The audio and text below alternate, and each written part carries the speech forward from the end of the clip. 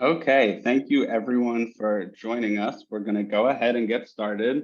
Welcome to Civic Learning Week, brought to you by iCivics. We're excited to present to you today our panel on civic education as a national security imperative, in partnership with the National Council for the Social Studies and the U.S. Department of Defense, DoD STEM, the National Defense Education Program. Some quick logistical information before we get started. Tonight's panel includes an ASL interpreter, Ms. Jessica Osuna. If you'd like to utilize the service, the best way to do so is by clicking on the three dots at the top of Jessica's screen and go ahead and pin it to your screen. We ask that everyone remains on mute for the duration of the panel. However, please feel free to use the Q&A and the chat functions. They're located at the bottom of your screen. We'll monitor both of these. We'll do our best to provide answers as we go along. Then if time permits, at the end of the panel, we'll pose questions to our guests. With that, it's my pleasure to introduce you to tonight's moderator, Dr. Holly Brown. Dr. Brown provides contract support to the U.S. Department of Defense and is here on behalf of Mr. Louis Lopez, the Director of DoD STEM. Dr. Brown earned her degree from the University of Connecticut and has over 20 years experience in STEM education. Like STEM, civics education is also a matter of national security. Dr. Brown has been a great advocate and champion for civics education programming as well, and we're excited to have her as tonight's moderator. Dr. Brown, thank you for joining us, and I'll turn it over to you.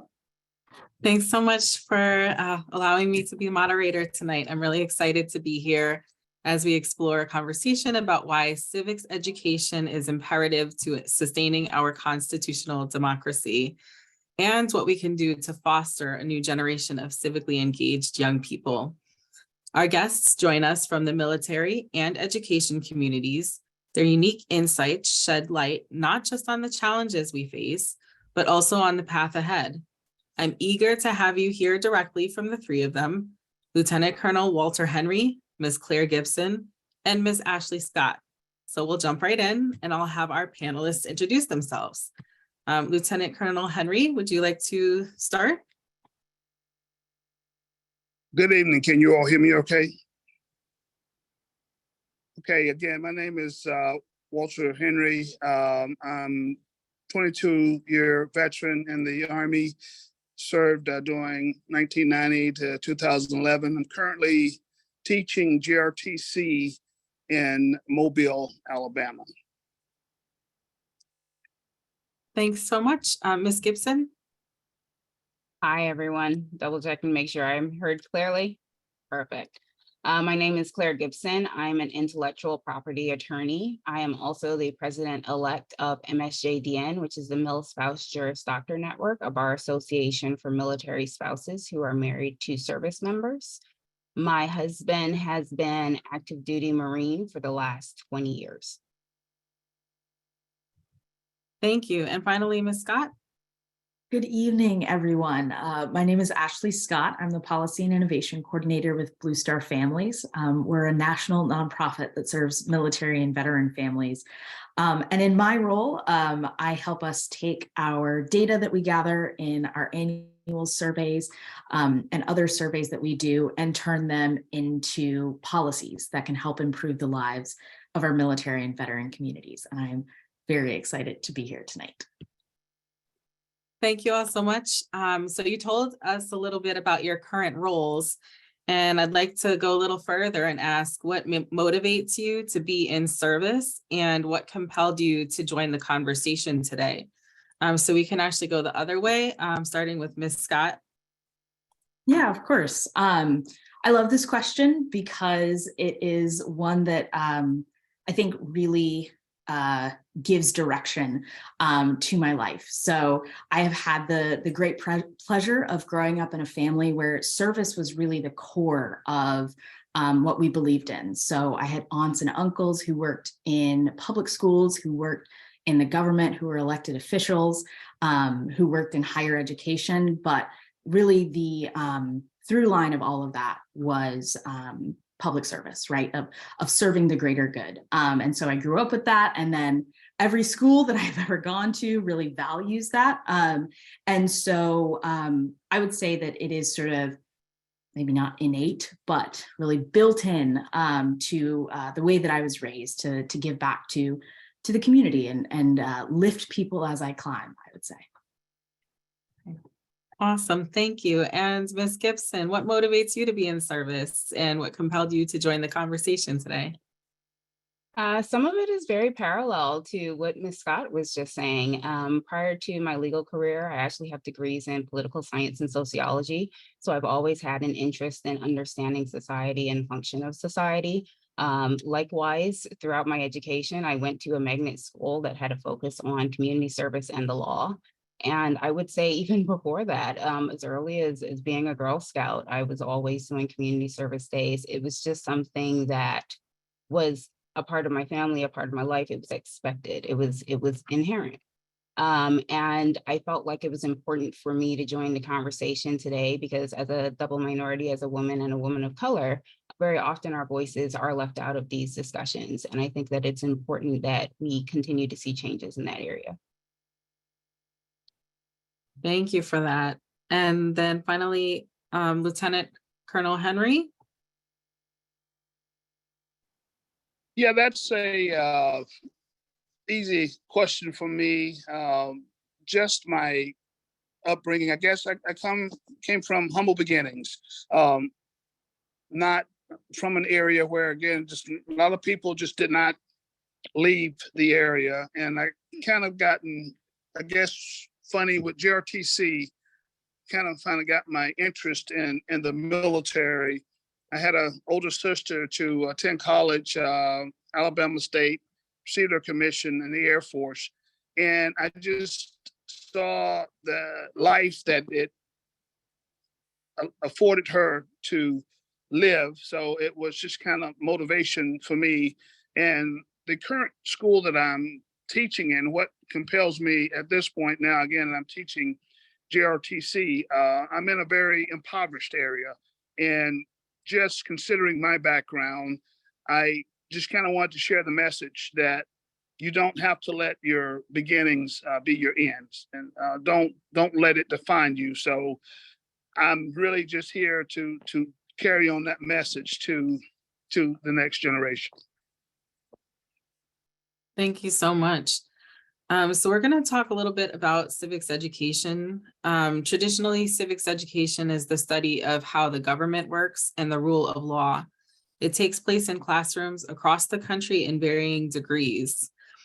Ms. Scott, when you reflect back, what did your civics education look like? What did you learn that stuck with you? And what do you wish you would have learned? That is a great question. And actually, I'm very glad that Ms. Gibson is on tonight because I was raised by two lawyers, two attorneys with JDs. And so my civics education, I would say, probably began in the womb. But in terms of what I learned in school, I grew up in Virginia and grew up in a place where history was so important and to the community. And so from the time that I remember taking history classes, we were talking about democracy and we were talking about the way that the US sort of functions as a society and as a civic society, I should say.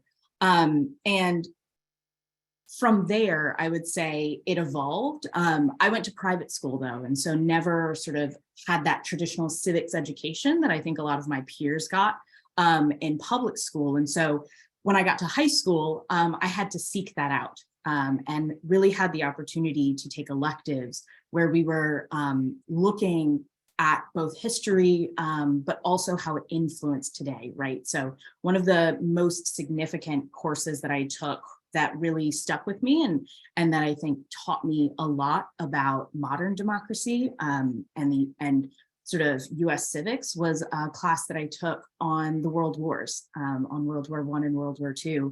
And the fact that there was this sort of the emergence, I would say, of sort of modern civic society, but also a real, what's the word I'm looking for? flourishing, right, of democracy in the latter half of the 20th century. And so being able to see origins of that and be able to apply it to our day-to-day, right? The value of being able to have an education, right? With the GI Bill and sort of that increase in education and all of that. So I would say that really that was the course in high school that stood out to me. And then by the time I got to college, I was all in on political science and on public policy. And so, yeah, that I went all in from there. But I think as well that something just to this audience that I want to say is that the teachers that I had, even if they weren't teaching a civics course, if they were teaching an English course or history or math or whatever it was, the lessons that they taught about being a good student, about being a good citizen, stick with me even through courses that I didn't like, right? I was so bad at chemistry, but there was so much in that class about working with others, right? And being a good classmate and being a good community member. So I am, again, so excited to be on this call because I think the work that you all do and Colonel Henry, you're included in that as well as an educator, right, is so important. Thank you for that. Okay, so the next question is directed at Lieutenant Colonel Henry. Where else outside of the traditional classroom do you see young people receiving a civics education? And why is it important for civics education to take place inside and outside of schools?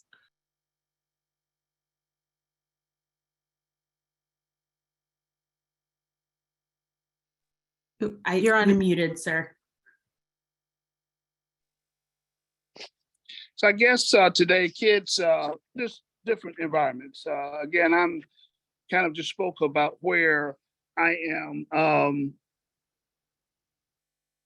currently, and I don't think there are a lot of things are really talked about or even shared. So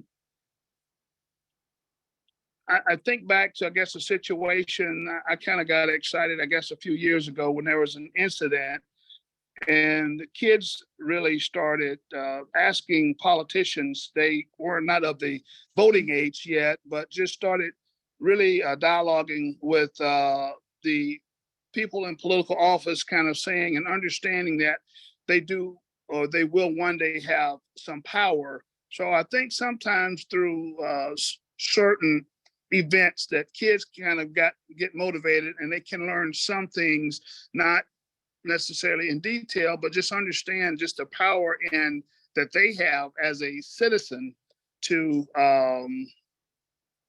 affect change. So, and why is it important?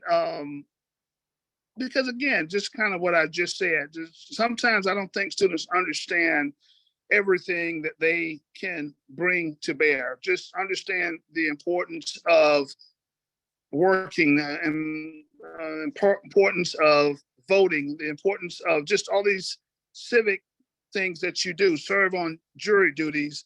But I think that's why. And I think sometimes experiences can show them or let them know or even motivate them to get involved. Thank you.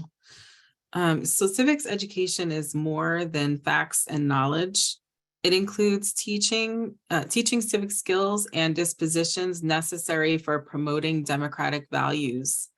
Young people and teachers from across the country have shared many values such as integrity, loyalty, and trustworthiness, which are all essential values for our civic leaders to have and exemplify. Members of the military community echo those values. They also call for service, selfless service in particular, as a key civic and democratic value. Ms. Gibson, what key civic values do you think it takes to have a well-functioning democracy? I would say there are two categories. First and foremost is highly valuing education and intellectual curiosity. Thomas Jefferson said that you can't have a functioning democracy without an educated populace. I think that remains true today. The fact of the matter is that people cannot advocate for themselves. They cannot advocate for their families and their communities if they're not properly educated about the systems and the functions of what is happening around them. That can be something as simple as understanding, that the EPA regulates your water, understanding that the government policies also regulate the air that you breathe. I've had conversations with many people, especially over the last few years, as some folks have become more apathetic, who are, well, I don't like politics and I don't like to be involved in all of these things. But the fact of the matter is that each of us as citizens has a responsibility to be educated and aware of what's going on in our democracy. And I would say one of the second key categories of values would be valuing DEIA, diversity, equity, inclusion, and accessibility. We cannot function as a society if all of us equally are not having access to the same knowledge, understanding, and ability to have a voice and an impact. And I'll actually direct the next question to you first as well, to piggyback on that. So you mentioned a couple of values, education and DEIA. Where and how did you learn those values, and how do we teach democratic values to the next generation? Well, the education factor, again, Ms. Scott mentioned her parents both being lawyers. My mother was a teacher for over 40 years. She just retired last year. And in some ways, that value for education is, for me, kind of started in the womb in that way. I come from a family that also started with humble beginnings. And for my family, it was always preached that education was a way to advance ourselves and to become positive functioning members of society. And so I think that very often those values start at home. Of course, teachers, shape and mold young minds, but I do think that it is on the parents and the family to reinforce that value of education. When it comes to DEIA, again, as a woman of color, I know what it's like to be silenced. I know what it's like to be left out of the conversation and not being able to have your voice heard in decision making. So I'm inherently empathetic to people whose experiences are not like mine. And I see value in listening to others in order to find the best way forward for the totality of our society. Thank you. So I'm going to direct those questions to Ms. Scott and Lieutenant Colonel Henry as well. Can you talk a little bit about the key civic values you think it takes to have a well-functioning democracy, as well as talk a little bit about how you learned those values and how we can teach those values to the next generation, starting with Ms. Scott? Sure. Well, I loved education. I was actually sort of reflecting because I'm currently in South Carolina with my brother on his spring break. And we are on Johns Island, which actually is where my grandfather was born. And I was reflecting even further back, and his grandmother, my great-great-grandmother, was born enslaved here in South Carolina. And so I reflect so often on, I think, something that Colonel Henry said earlier about knowing the value of the rights that we have, and as Ms. Gibson referred to, the responsibilities that come with those rights as well. And so I think education is something that is not just valued in my family, but is something that we know can take you from, as Colonel Henry said, humble beginnings to sort of the highest echelons, right? And so I think education is key, but also I think one that might have been mentioned at the start of this panel that I will also highlight is truthfulness. The high school that I went to, one of our informal mottos was knowledge with goodness, right? Which is to say that having knowledge, but using it for an ill purpose or to push people away from the truth or to be untruthful is just as bad as being without knowledge, right? And that goodness, right? Truthfulness is all well and good, but if you don't have the knowledge, like Ms. Gibson was saying, to advocate for yourself, to advocate for your communities, then you're not going to get anywhere. And so I think that there is real value in combining the two, of being truthful and having that knowledge, having that education. Thank you. And finally, Lieutenant Colonel Henry, would you like to add? Yeah, I think certainly integrity it's real important. I guess I kind of struggle sometimes thinking about sometimes when it comes to I guess political processes and some just the I guess the stories that are told or whatever, or just kind of things that people will say in order to maybe get into position. And sometimes we may just forget those things that were promised or whatever. So just to try to be, a person of your word, and just along with that, trustworthiness. Are you going to include everyone, or can we trust you to represent your population in a way that, again, it's beneficial for all? And also just inclusiveness. Are we considering all aspects of it, these issues, and just to have a really great process, a great democracy? So. Thank you. Okay, the next section of the panel is going to be on national security.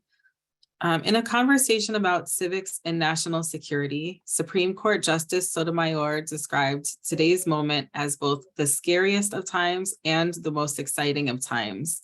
It's scary because the stakes are so high and divisions continue to grow. And it's exciting because people are paying attention and joining the discourse.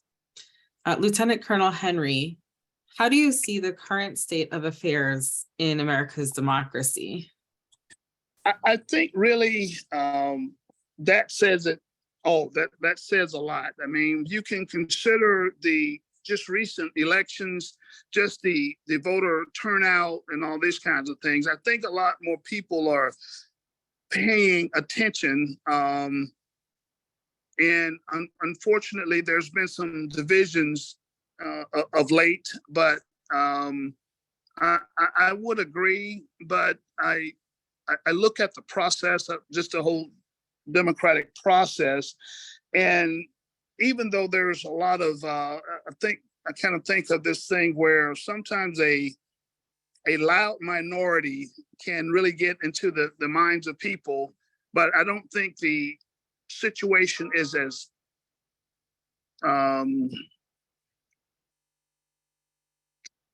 dreary or as bad as it may sound.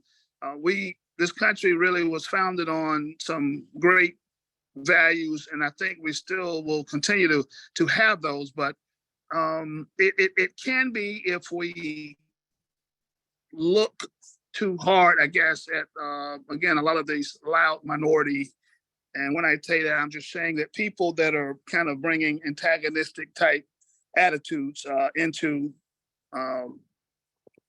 and really into the light today. So it sounds like you think like that those antagonistic voices are challenges, even though you don't think that our current state of affairs is as bad as it may seem to some. Are there any other challenges that you see personally to the current state of affairs? We've kind of talked about this, or it's been brought up, and that's just education. That's just understanding the process, understanding really just how the world works. It kind of seems, again, I'm in the classroom every day, and I think the majority of the kids there, they live life in, I guess, sound bites, or I don't want to say, but TikTok videos, every 30 seconds, they don't analyze, they don't do a lot of analysis today. So I think if we really kind of figure out a way just to really get kids more aware of what's going on, and unless we don't do that, and I kind of talked about it earlier with I saw the younger generation getting motivated behind a particular situation, but how do we keep them that interested in the state of America? That's a big question. Thank you for that. I'll open this question up to Ms. Scott as well. What challenges do you see to the current state of affairs in America's democracy?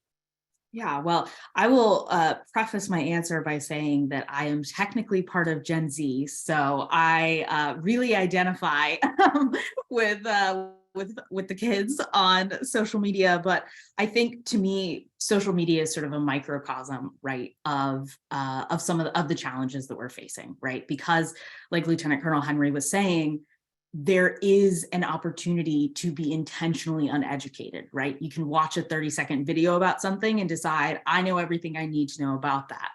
I think as well that one of the things that stands out to me about social media as a microcosm for broader society is that it is driven by systems, in this case, algorithms, that are opaque to the normal person who is using them. Right. And so I know Ms. Gibson was talking about DEIA, and a lot of that sort of revolves around this idea that there are systems in place that are opaque to the people who exist within them and can be used against them maliciously.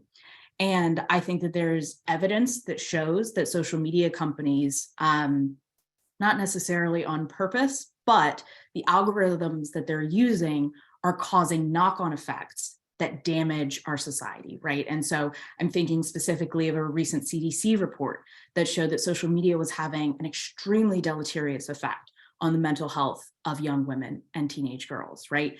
And I think that that is an example of sort of the way that social media as an example, but there are other ways that I think society does this, right? And I really will echo what Lieutenant Colonel Henry said about minority but antagonistic voices. I think that there is a loud minority out there of people who scream louder than everyone else, but are fewer in number than everyone else. And when you have systems in place that bring out the worst in people, like social media, but not sort of monopolized by social media, that can sort of maybe tumble you into what I'm gonna call a death spiral.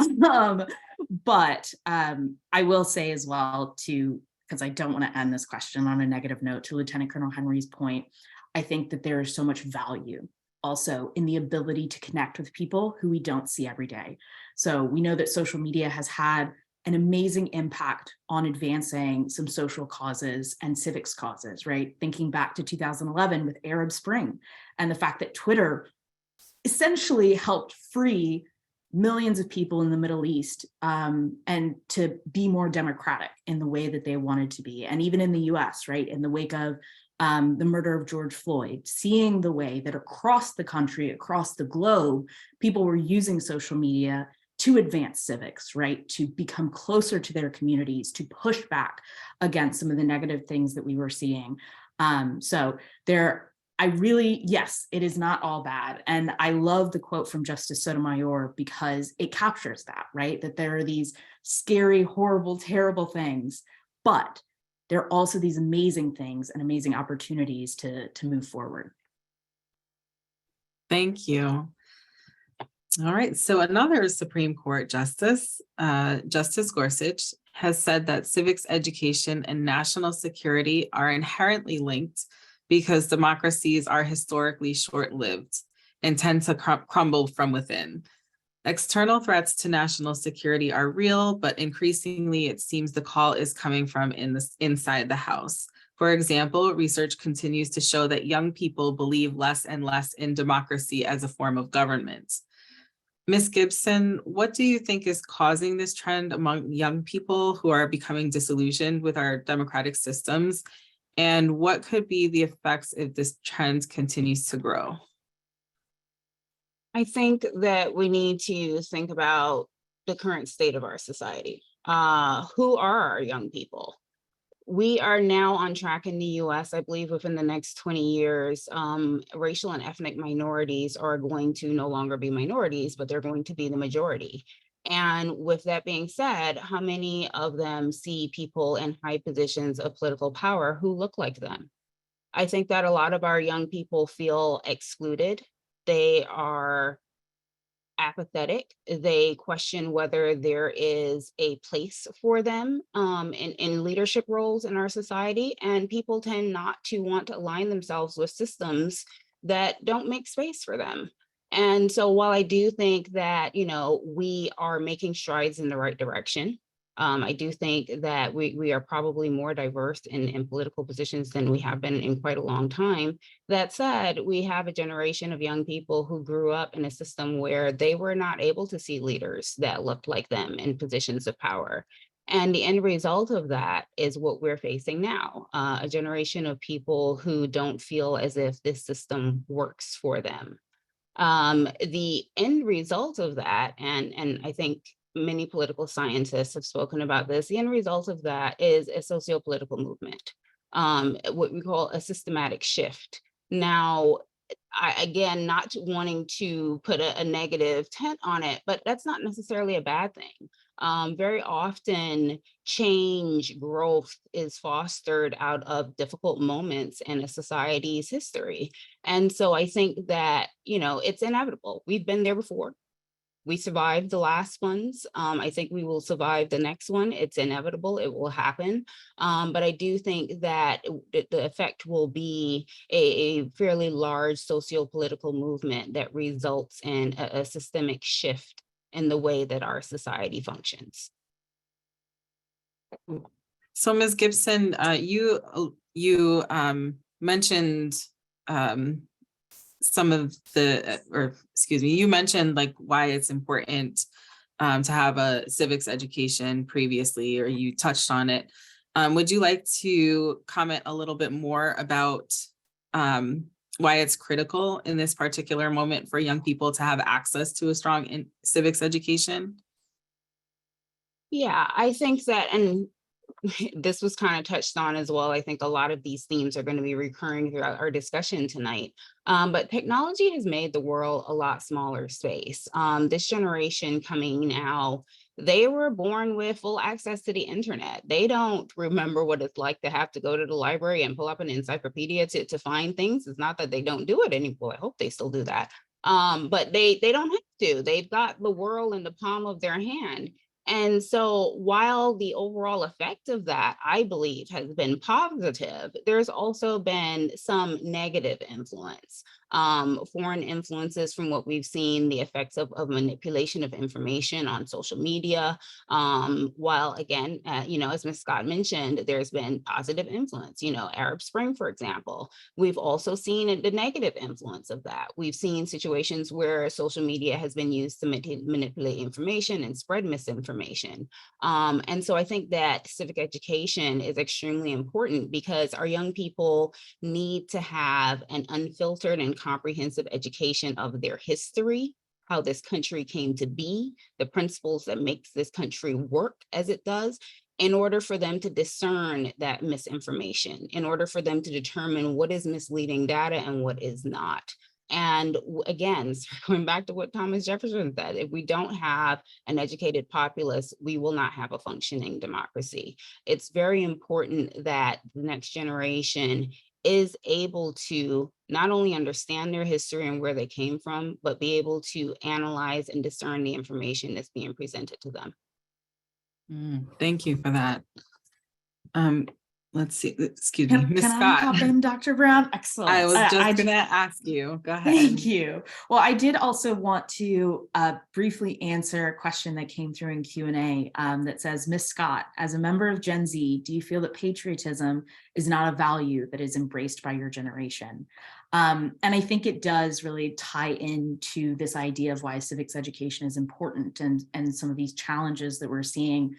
And I think that the answer is no, but let me explain where I'm coming from. So I think that and also I will preface by saying I am somewhat of a social scientist, so I don't like speaking without data to back me up, but I just want to say that I'm speaking from my own perception and what I see. From my perspective, it seems that there is a perception among my generation that in the past, to be a patriot was a character or a status in society that could not be inhabited by everyone, right? That there was a certain type of person who could be a patriot. And that most often this was a white person. And one who served in the military, or one who sort of just believed that they deserved America more than someone else. And I think that there is a perception among Gen Z that, not that patriotism is a bad thing or a bad word, but that it has historically been associated with exclusion. From my perspective, the real core of what patriotism is being willing to serve the person next to you, right? Being willing to serve your fellow citizen. And that is something that I do see in Gen Z. And I think that that is a value that Gen Z holds in terms of supporting the people around you. That's not to say that Gen Z can't be whack sometimes and maybe go a little bit overboard with cancel culture, but that's neither here nor there. But I do think that patriotism is a value held by Gen Z. And that also, I think that it is critical that people are able to connect that inherent value with education, right? To this question about why is it critical for young people to have a civics education, is that you aren't able to apply that desire to help your fellow citizen to sort of these structures that are in place, right? Like the democracy, right? Without that sort of formal connection. And so I think in order to channel that goodwill that I think exists, we do need a strong civics education in this country. And I'm totally for that. So I think I wove those two questions together well, but thank you so much for the question in Q&A, and Dr. Brown for looping me in. You did weave them together very well. Thank you. So the next question I'll ask to everyone, and that is, what do you hope young people might learn so that they are equipped to create the democracy that they want to see? And I will start with Lieutenant Colonel Henry. I guess I've touched on that in the past, and that really is understanding their worth and their power in having a focus on something, whatever that is, that it's just to do nothing just really means that you are accepting anything. So just again, that we can get them to know that there's a you can do well and you can do these things, but you're gonna have to get involved. You're gonna have to, again, challenge the your local and your leaders or whatever. You're gonna have to, and understand that they can do that, because without them, then those people can't be in position. And if I can just go back to what Ms. Scott was just talking about, patriotism. I know we've kind of moved on with that, but that is an interesting thing, because I think our country really, it was founded on rebellion, founded on rebelling away from England. And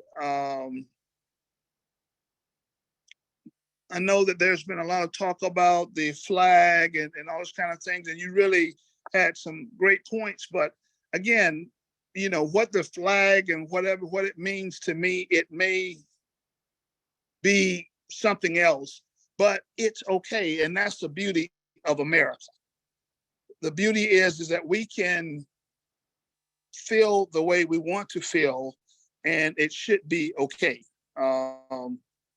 But that's really all I kind of, I just think just understanding their worth and their power of getting involved. And I'll open that up to, thank you. I'll open that up to Ms. Gibson.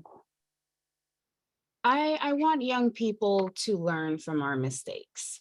I mentioned before that I think that an unfiltered and comprehensive education is essential in order for young people to understand the system of governance that they're living in, and in order to effectively participate in that system of governance. Recently, we've heard a lot of talk about, is it necessary to filter out certain things? And the fact that, you hear parents say, well, I don't want my kids to learn X, Y, or Z because I don't want them to be ashamed of their ancestry, or I don't want them to be embarrassed, et cetera, et cetera. But our education system can't be about sparing feelings. It can't be about embarrassment. Without a truthful, unfiltered and comprehensive education, what will happen is that we're setting a generation up to repeat the same mistakes that were made before. And so what I want for the next generation is to have a full purview of what has been done before, what worked, what didn't work, what do we not want to repeat, what did we get wrong, what can they do to make things work better going forward. And I think we've touched on this before as well, truthfulness. It has to be an honest and accurate depiction of our history. And that's what I want them to learn. Thank you. And finally, Ms. Scott, do you have anything you would like to add? No, I am fully in support of what Ms. Gibson and Lieutenant Colonel Henry said. Thank you. All right, so let's go to the path ahead. We are here, you are here, we are all here because we care deeply about the state of our country, and we're invested in two communities that are essential for national security and a healthy democracy, the military community and the civics education community. So to everyone, what might others learn from the military community that can help us rekindle the spark for civics and democratic values? And here I'll start with Ms. Scott.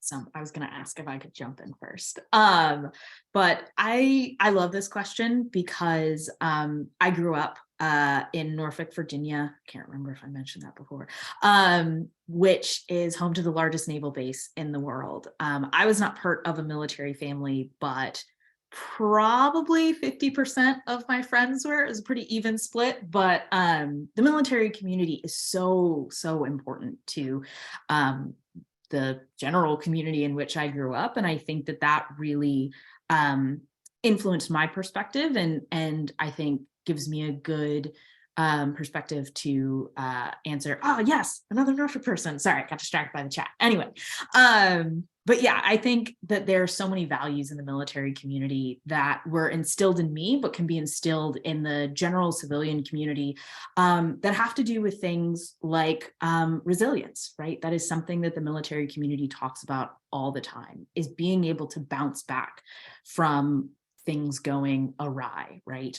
Whether that's you move to a whole new location and there are no houses ready, right? So you have to sort of figure it out and be resilient, or you start at a new school, right? And you have to sort of figure it out from there. Or from my perspective as someone who was growing up with military kids, was a parent, right? Going away on deployment, right? Being separated from a parent.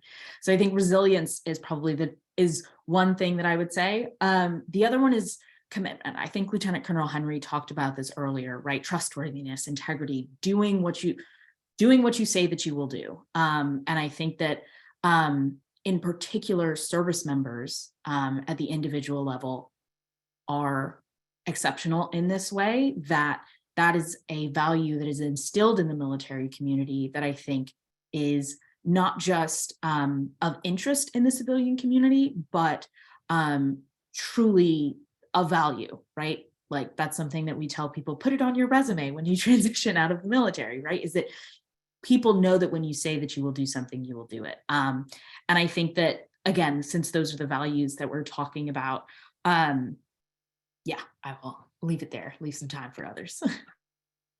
Thank you. And Ms. Gibson, I'll transition to you. I would say diversity. Our military is in some ways a microcosm of our society. And, again, because it is, and historically there hasn't been as much diversity in the leadership, but that has been changing. And throughout the whole of the military, you find people from all backgrounds, all walks of life. My husband is the son of a Haitian immigrant. And so what you find is people who, some are immigrants themselves, some of them are children of immigrants, some of them their families have been in this country since the American Revolution. We find all ethnicities, we find all people from all backgrounds, religions, and walks of life. And I think that they exemplify what it means to be a diverse society that is working together towards a singular goal. And that is really what the United States needs to be. That is what a democratic society looks like. It is a diverse group of people working towards a similar purpose. And I think that what the military exemplifies in that is something that we should aim to reflect across the United States. We've spoken about just the division and things that we've seen in the last few years in politics. And the fact of the matter is that there are differences of opinion among military personnel. They still get up in the morning, they put on their boots, they put on their uniforms, and they get to work together. And I think that that is something that we need to replicate broadly. Thank you. And finally, Lieutenant Colonel Henry, would you like to add? Yeah, I think it's, well, I say it's, if it was easy, I guess we'd do it a little bit better. But I guess just acceptance of all, just race, cultures, and all of those kinds of things. And Ms. Gibson kind of just saying respect, respect for all opinions, even if they're different or whatever. And just really, I think just the diversity of the military and how we have a common goal. So, and that's, we say get the mission done. So just working together, accepting your role in that and just taking it and going with it. But if we could do that, I think it would certainly help. Thank you for that. Hope is looking to the future with trust and faith. It's optimism in the face of adversity. Despite the challenges, what makes you hopeful about the future of our country? You've all touched on this a little bit, but I'd like for you to touch on it a little bit more. And what makes you hopeful about the new generation of civic leaders on the horizon? And I'll open it up to you, Ms. Scott.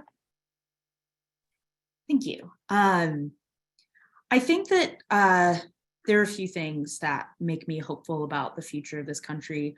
One is to sort of continue on this theme of talking about DEIA, is the fact that, like Ms. Gibson referenced, we are moving towards becoming an extremely diverse and robust society, right? I think the number that I saw most recently was in 2027,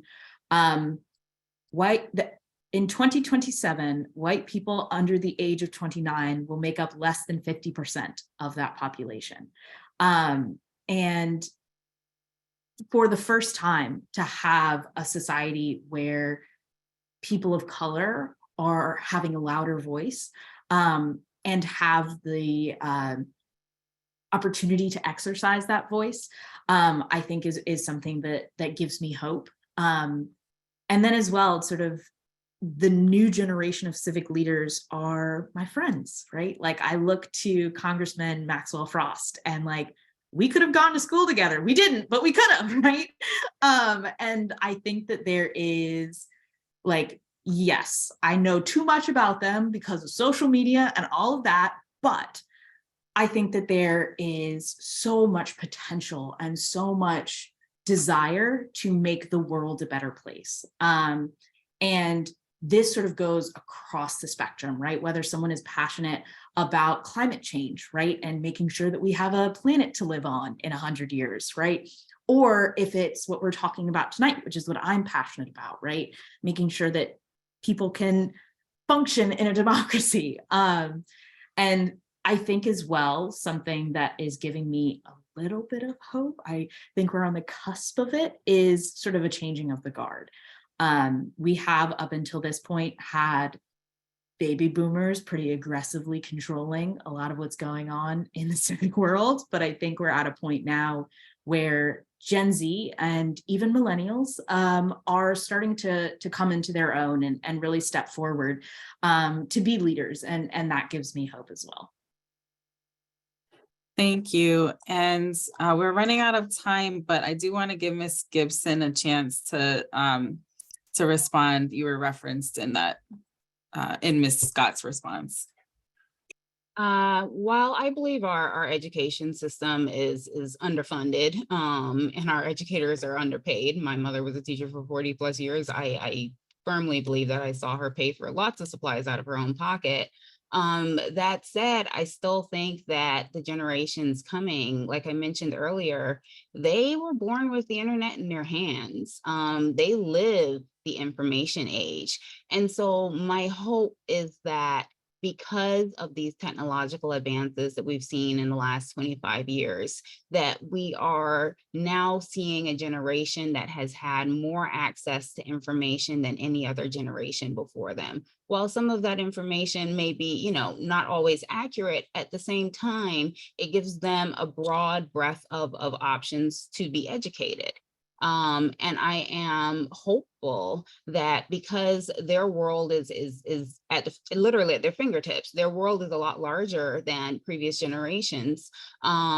My hope is a lot smaller, sorry. My hope is that now that their perspectives are no longer limited to just their immediate communities, that we will see a generation of people who are embracing a diversity of ideas, embracing a diversity of people, and who are looking at things in a broader way. And I'm excited to see what the kids come up with. I'm an older millennial, so I am not going to include myself in Ms. Scott's generation, but I'm excited to see what they come up with, because these kids, they have had more information available to them than any other generation before, and their perspectives aren't limited in the ways that things have been in the past. So there's a lack of indoctrination in some things there, and I think that that's a step in the right direction. Okay, thank you so much. And actually, Ms. Gibson, this question from the chat is directed to you. So what advice would you give civic-minded educators who are fearful of lawsuits, but still want to engage with issues of social justice and race in the classroom and facilitate social action? So there's the rebel answer, and then there's the good lawyer answer. I mentioned social movements earlier. Social movements are uncomfortable. They come with sacrifice. Unfortunately, we have seen in our history many people who now we look at as American heroes who were imprisoned for advocating for change. We literally just had MLK birthday last month, and he's one example of that. Unfortunately, I don't believe that there is any way around that type of sacrifice if we're going to have change.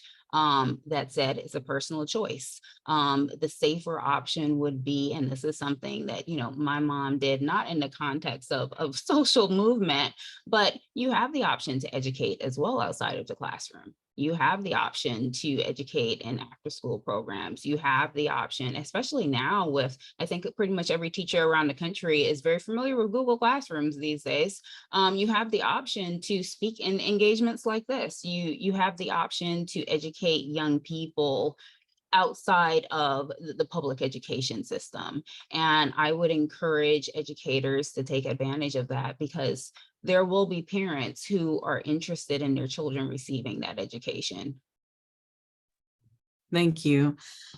Final question from the audience. What role do parents play in encouraging their children to be aware of current events and aware of how policymaking can affect their daily lives? And I'll open that up to Lieutenant Colonel Henry. Yeah, I'm sorry, I can't, I didn't have my facial expressions. Just because, again, I guess of maybe a product of where I currently teach, and my strong feelings in that are understanding the importance of parents being involved in their kids' education. And we see, I guess, a lot of that. But it's just got to be a stronger partnership between the parents and between educators. Too much today. I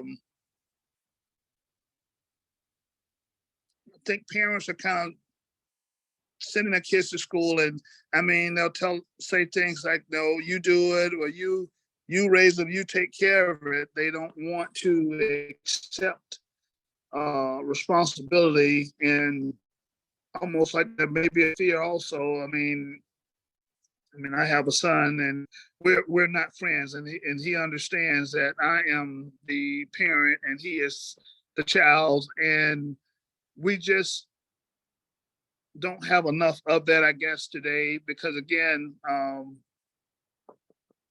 we're in charge, but there just needs to be more partnerships with the educators and the parents. Thank you. And before we close, I know it's about 8 o'clock right now, but I want to give Ms. Scott and Ms. Gibson a chance to answer that as well, about the roles that parents play in encouraging their children to be aware of current events and policy making.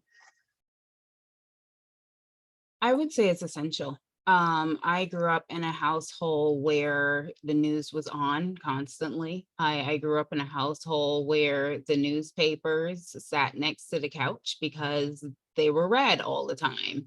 I think that is the foundation. Again, educators are extremely, extremely important in shaping young minds, but education begins first at home. Values begin first at home. The biggest influence on children is their own parents. It really needs to be a teamwork effect between the educators and the parents. And so I think that it is essential. Unfortunately, but some parents are time constricted or lack the interest themselves, and the end result is that sometimes we find students who don't necessarily have that level of interest. Unfortunately, the impact of that is, again, citizens who become apathetic and are not participating in their governance. But what we can hope for is that if the messages are reinforced or even initially taught in the school system, that hopefully that can attempt to make up for some of what is not being taught at home. But I do think the role of parents is essential, absolutely essential. Ms. Scott, do you have anything to add? Kind of. I was going to take us in a slightly different direction, because I think Ms. Gibson and Lieutenant Colonel Henry really covered that well. I saw just one last question in the chat, in the Q&A, which was about inspiring your peers to be more involved in civics and government, which I think I can speak to a little bit better, since I do not have children and have not been an educator. So, but I think in terms of peer engagement, that it is really important to meet people where they are, right? I think Ms. Gibson just put this in an excellent way, right? That sometimes people are time constricted, that sometimes they have things going on in their lives that you have no idea could be affecting their day-to-day. And I think being able to meet people where they are and help to explain why civics is so important. I loved the example of clean air and clean water, right? Where it is about the air that you breathe. And that might not be important to you on a given day because your cat has gotten stuff everywhere in the house, right? Like you might want to focus on something else. But I think that being able to meet people where they are, to meet your friends where they are, they might be really passionate about, If someone really likes video games, they might be really passionate about internet policy, right? And about free trade. That's not quite free trade is not the right word.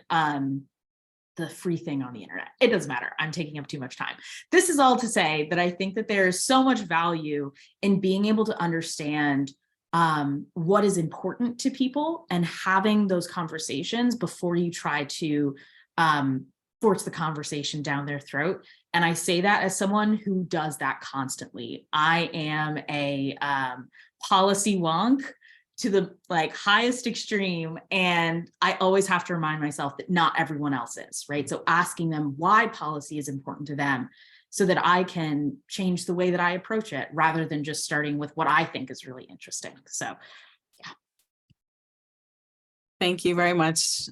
This concludes tonight's panel on civics education as a matter of national security. I would like to thank our panelists for joining us and sharing from their experiences. I would like to thank them for the work they do each day to help build a better future for our country. And I would like to thank you all for taking time out of your evening to join us tonight for Civic Learning Week.